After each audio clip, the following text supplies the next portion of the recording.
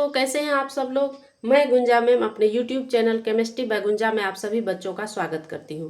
बच्चों, आज के क्लास में हम लोग पी ब्लॉक एलिमेंट में ही ग्रुप 13 को यानी बोरोन फैमिली को देखने जा रहे हैं।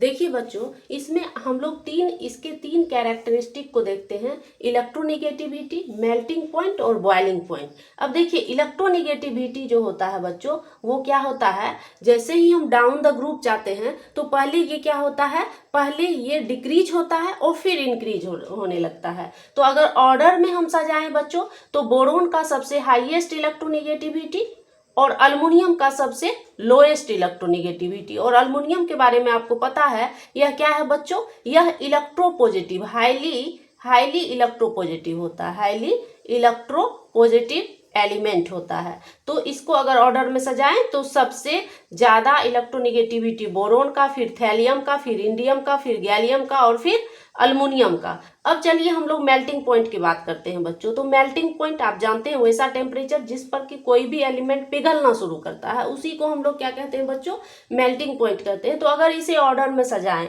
यानी ग्रुप 13 के एलिमेंट को अगर हम ऑर्डर में सजाएं यानी मेल्टिंग पॉइंट का, तो क्या होता है, बोरोन का सबसे ज्यादा मेल्टिंग पॉइंट होता है। क्यों? क्योंकि यह हार्ड होता है। उसके बाद इसका क्या होता है, लैटिस स्ट्रक्चर होता है बच्चों। तो बोरोन का सबसे हाई मेल्टिंग पॉइंट होगा, उसके बाद अल्मुनियम, फिर थैलियम, फिर इंडियम, और सबसे कम अगर होता है बच्चों तो सबसे कम गैलियम का होता है।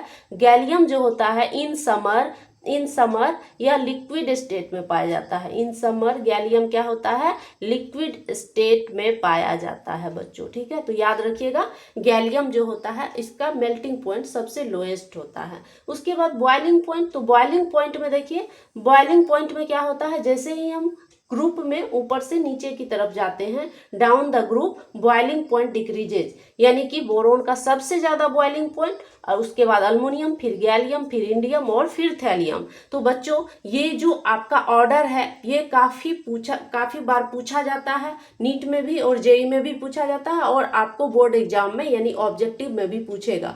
कम से कम हाईएस्ट और लोएस्ट तो पूछेगा ही ऑब्जेक्टिव में बच्चों। तो उम्मीद करती हूँ ये आपको वीडियो अच्छा लगा होगा। और भी जानकारी लेने के लिए चैनल को सब्सक्राइब कर दें।